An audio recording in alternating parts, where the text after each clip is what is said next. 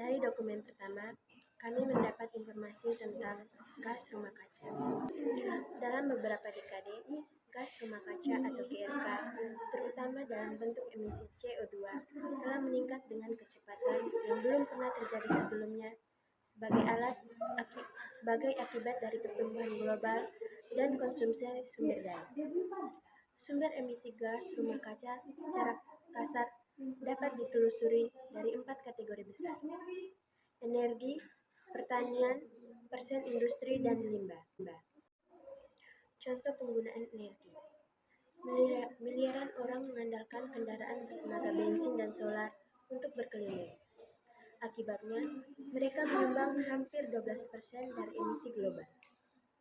Namun, tantangan ini juga merupakan peluang. Penggunaan kendaraan listrik atau EV signifikan membantu mengalihkan dunia dari penggunaan bahan bakar fosil.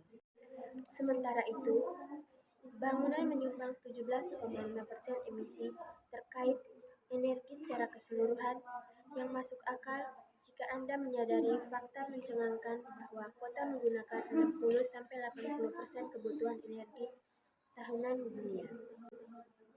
Pertanian kehutanan. Kategori emisi terbesar kedua adalah sektor yang kita andalkan sehari-hari untuk makanan yang kita makan. Mungkin tidak mengherankan, metana dari sapi dan hewan ternak lainnya berkontribusi paling besar terhadap emisi dengan total 5,8%.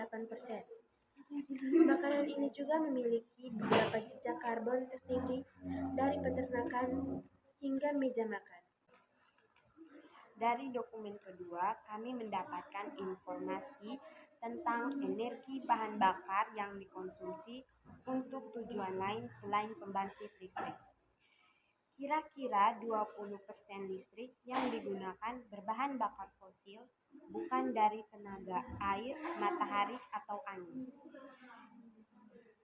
Yang kedua adalah 65% panas dari pembakaran bahan bakar fosil, misalnya pembakaran produk minyak dalam mesin atau batu bara kokas untuk pembuatan baja. 11% panas dari pembakaran biofuel dan limbah, termasuk kotoran dan kayu yang digunakan oleh sekitar 2, miliar orang untuk memasak dan memanaskan rumah tangga. Dan 3% panas berasal dari energi lain. Dekarbonisasi membutuhkan bagian listrik yang jauh lebih besar selama 30 tahun dan 26 konferensi iklim PBB.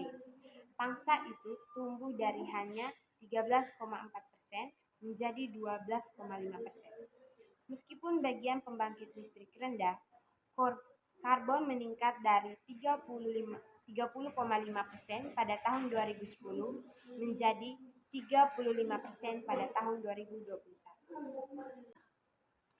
Hubungan dari data pada kedua diagram adalah sama-sama memaparkan tentang penggunaan energi dunia, serta jumlah atau prestasi dari setiap penggunaan energinya. Kesimpulan yang dapat kami ambil yaitu kedua dokumen sama-sama membahas tentang energi terbarukan atau penyebab emisi gas rumah kaca.